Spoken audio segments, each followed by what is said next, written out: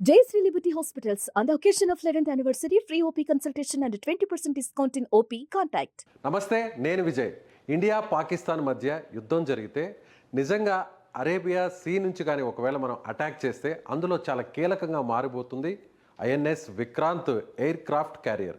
అసలు ఇది ఎలా పనిచేస్తుంది, ప్రపంచంలోనే ది బెస్ట్ అని దీన్ని ఎందుకు అంటున్నారు, అసలు పాకిస్తాన్కి ఎయిర్ క్రాఫ్ట్ క్యారియర్సే లేవా? ఎస్, వీటి గురించి డిస్కస్ చేద్దాం. మనతో పాటున్నారు retired army officer colonel V V Rao garu. Sir నమస్తే. సార్, ఇప్పుడు అందరూ కూడా ఐఎన్ఎస్ విక్రాంత్ విక్రాంత్ విక్రాంత్ దీని గురించి డిస్కషన్. ఆల్రెడీ ఇది కర్ణాటక నుంచి నేరుగా అరేబియా సీలోకి వెళ్ళిపోయింది. సో పాకిస్తాన్ బార్డర్కి దగ్గరలో ఉంది, వాటర్ బార్డర్లో అంటున్నారు. అసలు విక్రాంత్ స్పెషాలిటీ ఏంటి, డీటెయిల్గా చెప్పగలరా? ఇదేనా ఐఎన్ఎస్ విక్రాంత్? అనుకుందాం, ఇది తప్పే ఉంది. కొంచెం క్లోజ్గా చూపిద్దాం. ఇది దీని పక్కన ఉంది చూసారా, పెద్ద రెడార్ తోటి. ఇది రెడార్, దీన్ని డిస్ట్రాయర్ అంటారండి. దీన్ని డిస్ట్రాయర్ అంటారు. ఓకే. ఏ దేశం దగ్గర ఈ ఎయిర్ క్రాఫ్ట్ క్యారియర్ ఉండదో వాళ్ళకి మెయిన్ షిప్ డిస్ట్రాయర్ అవుతుంది. ఓహో, ఓకే. అంటే ఈ క్యారియర్ లేనప్పుడు ఇప్పుడు అదే వస్తుంది. పాకిస్తాన్ దగ్గర ఉన్నాయి సార్ డిస్ట్రాయర్ కానీ క్యారియర్స్ అయితే క్యారియర్ లేదు. ఏంటి సార్ దీనివల్ల బెనిఫిట్? క్యారియర్ వల్ల అడ్వాంటేజ్ ఏంటంటే సముద్రాలు విశాలంగా ఉన్నాయి. సెకండ్ వరల్డ్ వార్ నుంచి ఇది మొదలైందండి. ఏంటంటే ఎక్కడో పసిఫిక్ మహాసముద్రంలో యుద్ధం చేయాలంటే జపాన్ తోటి వాళ్ళకి, అమెరికా వాళ్ళకి ఏం చేయాలో తెలియలేదు. అప్పుడే ఈ ఎయిర్ క్రాఫ్ట్ క్యారియర్ తయారు చేయడం మొదలుపెట్టారు. దీనికి ఫైనెస్ట్ ఎగ్జాంపుల్ అంటే లాస్ట్ యూటిలిటీ కొన్ని పదుల సంవత్సరాల క్రితమే మార్గరెట్ థ్యాచర్ ప్రైమ్ మినిస్టర్గా ఉండగా బ్రిటన్కి అర్జెంటీనా వాళ్ళకి చెందిన, అంటే అమెరికా బ్రిటన్ ఇంకా రూల్ చేస్తున్న కొన్ని ఐలాండ్స్ని స్వాధీనం చేసుకుని తన దేశంలో కలిపేసుకుంది. మార్గరెట్ థ్యాచర్ మన ఇందిరాగాంధీ గారిలాగా ఎలాగో ఆవిడ యూకేకి ఒక దుర్గాశక్తి. ఆవిడ ఏం చేసిందంటే అప్పుడు ఈ ఫ్లీట్ క్యారియర్ని పంపించింది. ఈ ఫ్లీట్ క్యారియర్ వెళ్ళి అర్జెంటీనా, అంటే పైనుంచి దాదాపు భూమిని ఒక లెంత్లో కట్ చేసినట్టుగా వెళ్ళి అక్కడ వాళ్ళని మళ్ళీ తిరిగి తిప్పికొట్టడం, తర్వాత తిరిగి తన దేశంలోకి ఫాక్లాండ్ ఐలాండ్స్ అంటారు, ఈ ఫాక్లాండ్ ఐలాండ్స్ని తిరిగి తన దేశంలోకి తీసుకోవడం జరిగింది. ఇది మెయిన్ లాస్ట్ డెమాన్స్ట్రేటెడ్ ఎగ్జాంపుల్. ఇందులో ఏంటంటే విమానాలు ఉంటాయి, ఇవి vertical take off and landing అంటారు. ఈ లోపలికి వెళ్ళిపోతాయి. ఇందులో ఏంటంటే ఇది కేవలం 1 కిలోమీటర్ 800 మీటర్స్ రన్వే ఉంటుందండి. 1.8 km 1 కిలోమీటర్ కానీ 0.8 కిలోమీటర్ కానీ, అంటే 1 కిలోమీటర్ వరకు ఈ షార్ట్ లెంత్లోనే టేక్ ఆఫ్ అయిపోయి మళ్ళీ ల్యాండ్ అయిపోతుంది. 1 కిలోమీటర్ పొడవు ఉన్నటువంటి యుద్ధ నౌకంటే వినడానికి ఇలా ఉంటే చూడడానికి ఇంకెలా ఉంటుంది సార్? అసలు అంత పొడవు ఉంటుంది. రన్వే ఉండాల్సి ఉంటుంది.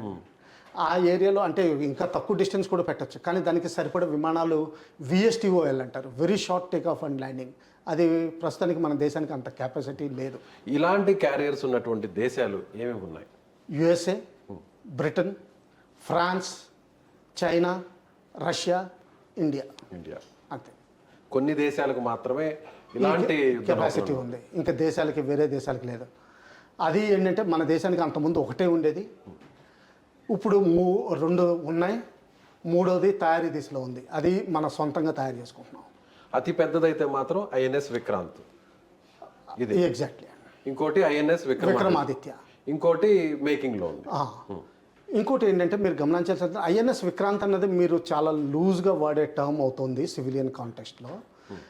దీన్ని ఒక ఫ్లీట్ అంటారు, నేవల్ ఆర్మడా ఏదైతే ఇంగ్లీష్లో పదం వాడతారో ఆ ఫ్లీట్ ఏంటంటే ఇది సెంటర్లో ఉంటుంది. దీని పక్కన కొన్ని డిస్ట్రాయర్స్ ముందరికి వెళ్తాయి ఇలాగా. దాని పక్కన ఇంకా ఫ్రిగేట్స్ ఉంటాయి, అవి ఇంకా స్పీడ్గా వెళ్తాయి. అవి లైట్గా ఉంటాయి, అవి ఇంకా ఫాస్ట్గా వెళ్తాయి. దీంతో పాటుగా మైన్ స్వీపర్స్ ఉంటాయి ఒకవేళ, ఎందుకంటే పాకిస్తాన్ మైన్స్ పెట్టచ్చు. మైన్స్ అంటే ఇంతంత ఉంటాయి, ఈ సర్కిల్ అంత ఉంటాయి. అటువంటి మైన్స్ సముద్రంలో పాతచ్చు, షిప్పులు పోయే విధంగా. సముద్రంలో కూడా ఇప్పుడు ల్యాండ్ మైన్స్ ఎలా ఉంటాయో అలాగే సముద్రంలో కూడా వాటర్ మైన్స్ ఉంటాయండి. అంటే దాని మీద వెళ్తుంటే బ్లాస్ట్ అవుతాయి. ఏ మాత్రం టచ్ అయినా కానీ దానికి కూడా స్పైక్స్ ఉంటాయి.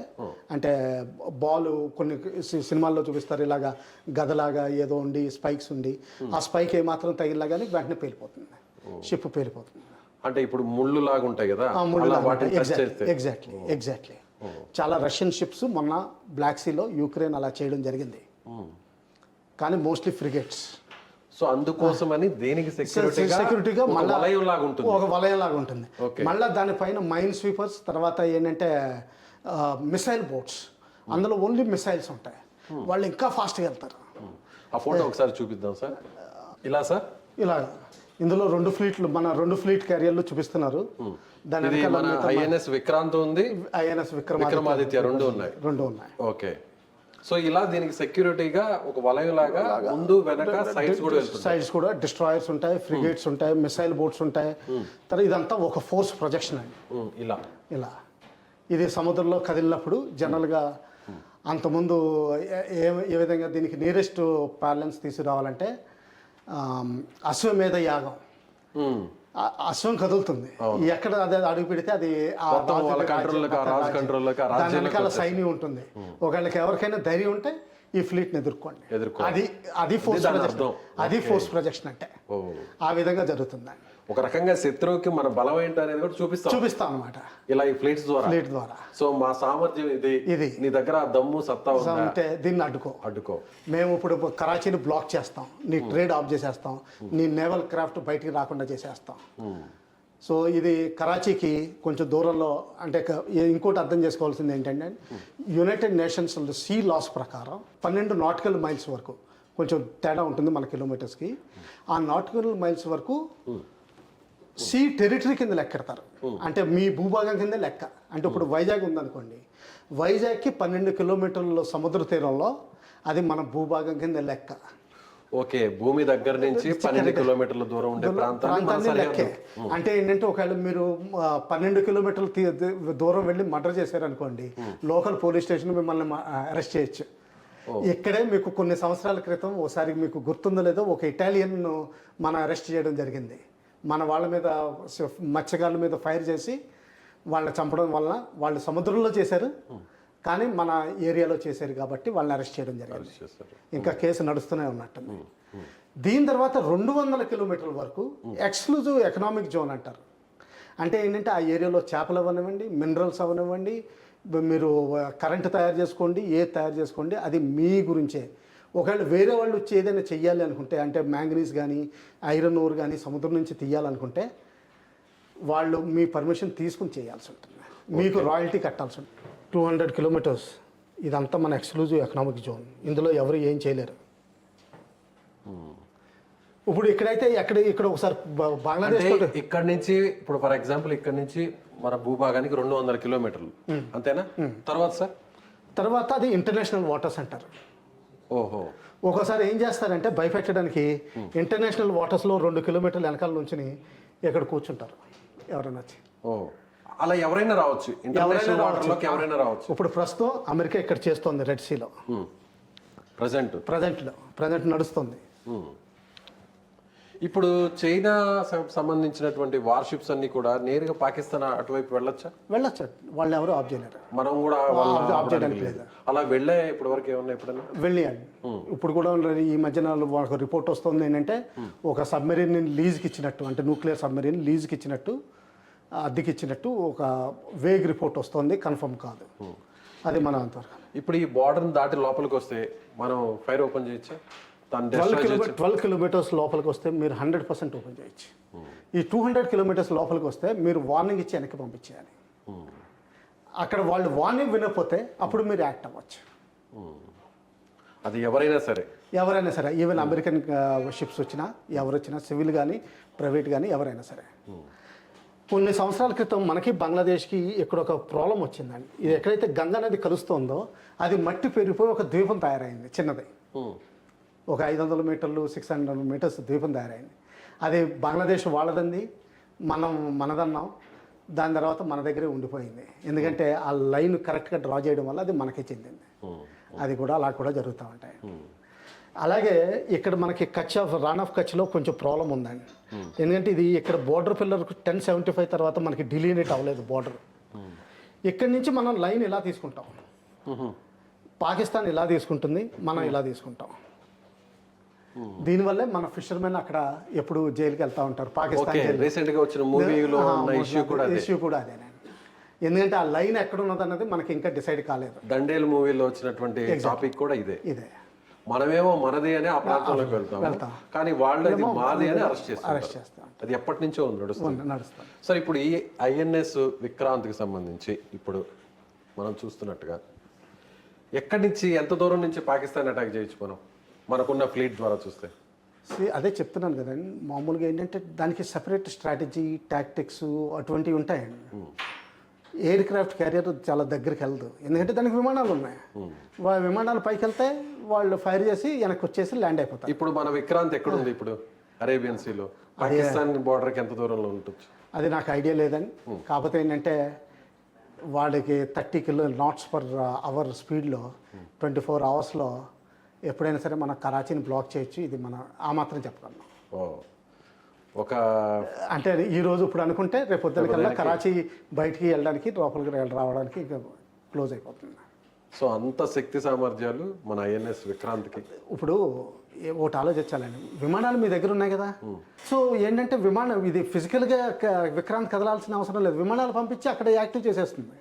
సో బ్లాక్ ఎంత దూరం నుంచి అయినా సరే పంపించేయచ్చు. సో దీనికి సపోర్ట్గా ఇప్పుడు న్యూక్లియర్ సబ్మెరీన్స్ కూడా ఉంటాయి. జనరల్గా న్యూక్లియర్ సబ్మెరీన్స్ స్ట్రాటజిక్ ఫోర్సెస్ కింద లెక్క పెడతారండి. దీనికి కమాండ్ అండ్ కంట్రోల్ వేరుగా ఉంటుంది. డైరెక్ట్గా క్యాబినెట్ సెక్రటేరియట్ మీ కంట్రోల్లో ఉంటుంది, ప్రైమ్ మినిస్టర్ చేతుల్లో ఉంటుంది. ఇవి ఫ్లీట్ బహుశా వీళ్ళ చేతుల్లోకి రాకపోవచ్చు, వీటిని వేరుగా ఎక్కడో దాచి ఉంచుతారు. ఎందుకంటే యుద్ధం మొదలైతే మాత్రం ఎక్కడ కనపడకుండా ఉంటాయి. మన ఈ మధ్యన మీడియా రిపోర్ట్స్లో ఎక్కడో అనకాపల్లి వీటి మధ్యలో వాటి హార్బర్ తయారు చేస్తున్నట్టు వేగ్ రిపోర్ట్స్ వచ్చినాయి. కానీ ఏంటంటే అవి ఓన్లీ పీస్ టైంలో ఉండేది, రిస్టెంట్ రిపేర్కి వచ్చినప్పుడు. మిగతా టైంలో ఎక్కడో సముద్ర గర్భంలో దాగి ఉంటాయి. సో ఇప్పుడు ఈ ఐఎన్ఎస్ విక్రాంత్ రావడం ద్వారా మన నేవీ వెరీ స్ట్రాంగ్ అయింది అనుకోవచ్చు వరల్డ్లోనే. మన అంతకుముందు కూడా 1971 వార్లో కూడా ఐఎన్ఎస్ విక్రాంత్ బంగ్లాదేశ్ మీద చాలా బొంబార్డ్మెంట్ చేయడం జరిగింది. విక్రాంత్ అప్పుడు కూడా ఒక నేవీలో ఇంకోటి ఏంటంటే పాత షిప్ ఎప్పుడైనా రిపేర్కి వెళ్ళిపోయి అది వాష్ చేసేస్తే కొత్త షిప్ వచ్చినప్పుడు అదే పేరు పెట్టే అవకాశం ఒకటి ట్రెడిషన్ ఉంది. ఇంకోటి ఏంటంటే దీని మీద విమానాలు ఈజీగా మార్చేయచ్చు, కొత్త లేటెస్ట్ టెక్నాలజీ వస్తున్నాయి. ఈ ఎయిర్ క్రాఫ్ట్ క్యారియర్ 50 సంవత్సరాలు 60 సంవత్సరాలు నడవచ్చు. దీని విమానాలు మారుతూనే ఉంటాయి, టెక్నాలజీ మారుతూనే ఉంటుంది. రఫేల్ రావచ్చు, ఏదైనా రావచ్చు. అలాగే ఇంకొన్ని ఉంటాయంటే ఏంటంటే అమెరికా నుంచి తీసుకున్నాం long range surveillance air craft. Boeing విమానంలో మొత్తం అరేబియన్ సీ మీద తిరుగుతూ ఉంటుంది, ఎక్కడ ఏ షిప్ ఉందో వాళ్ళకి తెలుస్తుంది. అవి కూడా ఉన్నాయండి. దాంతోపాటు మీడియం లెవెల్ డార్నియర్ కూడా ఉన్నాయి. ఇలా కాకుండా కోస్ట్ గార్డ్ అంటే ఈ 12 kilometers 200 kilometers ప్రొటెక్ట్ చేయడానికి కోస్ట్ గార్డ్ అని ఒక ఆర్గనైజేషన్ ఉందండి. దానికి నేవీ వెళ్ళాల్సిన అవసరం లేదు. బిఎస్ఎఫ్ ల్యాండ్ బోర్డర్స్లో ఎలా ఉంటుందో అలాగే కోస్ట్ గార్డ్ అన్నది నేవీ వాళ్ళతోటే మ్యాన్డ్ నేవీ, దానికి సెపరేట్ స్ట్రక్చర్ ఉన్నా కానీ మినిస్ట్రీ ఆఫ్ డిఫెన్స్లోనే వాళ్ళు బోర్డర్స్ కాపలా కాయడం వాళ్ళది బాధ్యత. ఈ 200 kilometers ఏరియా వాళ్ళది బాధ్యత. ఈ ఐఎన్ఎస్ విక్రాంత్ అనేది దాదాపు ఇందులో పనిచేయడానికి ఉన్న స్టాఫే వేల సంఖ్యలో అంటారు, నిజమేనా సార్? నిజమేనా? ఎంతమంది ఉంటారు?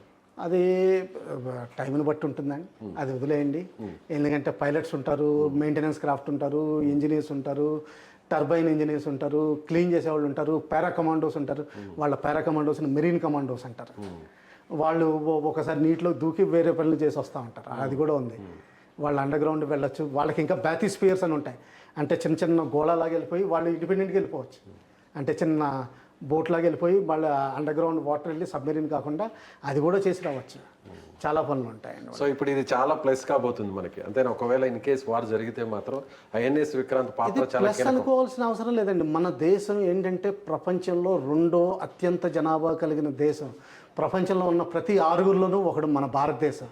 అటువంటిది యాక్చువల్గా ఈ శక్తి మనకి ఎలాగ న్యాచురల్గా ఉంది. కొంచెం టెక్నాలజీ వాడడం, కొంచెం డబ్బులు ఖర్చు పెట్టడం, అవి చేసుకోవడం, ఇవి న్యాచురల్గా మనకు రావాల్సినవి. మనకి విశ్వగురు కింద రికగ్నిషన్ వస్తుంది మెల్లగా. ప్రపంచంలో కేవలం ఏకైక దేశం, ఏ దేశం మీద దాడి చేయని దేశం మనది. లాస్ట్ 2500 సంవత్సరాల్లో ఎక్కడా హిస్టరీలో లేదు. చోళాసు వియత్నాం, కంబోడియా వెళ్ళి ప్రపంచంలోనే అతి బిగ్గెస్ట్ మందిర్ కంబోడియాలో ఉందండి, ఇండియాలో కూడా లేదు. బాలి ఇండోనేషియాలో వీటిల్లో అయితే మన కరెన్సీ నోటు మీద కూడా మన గణేష్ గుర్తుంటుంది. వాళ్ళు కూడా రూపాయి అంటారు. వాళ్ళ కల్చర్ ఇదంతా చూస్తే మన ఇండియన్ కల్చర్కి ఇది ఉంటుంది, కానీ మనం ఎప్పుడూ అటాక్ చేయలేదు. సో రానున్న దేశాల్లో ఈ క్లైమేట్ చేంజ్ మనకి కేవలం ఈ విధంగానే కాదు, మన మినిమలిస్ట్ లైఫ్, భూమి నుంచి ఉన్న తక్కువ రిసోర్సెస్ తోటి మనం బతకాలని చూస్తాం. అదే ఈ క్లైమేట్ చేంజ్లో కూడా మానవాళికి దారి. అన్ని విధాల మన పవర్ఫుల్ అండి. ఒక రకంగా ప్రపంచానికి మనం Vishwaguru. Right sir, thank you so much. So ఇది వివిరావు గారు చెప్తున్నట్టుగా ఖచ్చితంగా ఐఎన్ఎస్ విక్రాంత్ లాంటివి ఎన్నో భారత్ అమ్ముల పొదిలో ఉన్నాయి. పాకిస్తాన్ ఎటువంటి విషయంలో కూడా మన దగ్గర కూడా సరిరాదు. అయితే భారత్కు ఉన్నటువంటి సూపర్ పవర్తో మనం ఏదైనా చేసేటువంటి శక్తి సామర్థ్యాలు పాకిస్తాన్పై ఉన్నాయని ఆయన చెప్తున్నారు. మీరేమనుకుంటున్నారు? మీ అభిప్రాయాన్ని కామెంట్ చేయండి. Thank you so much.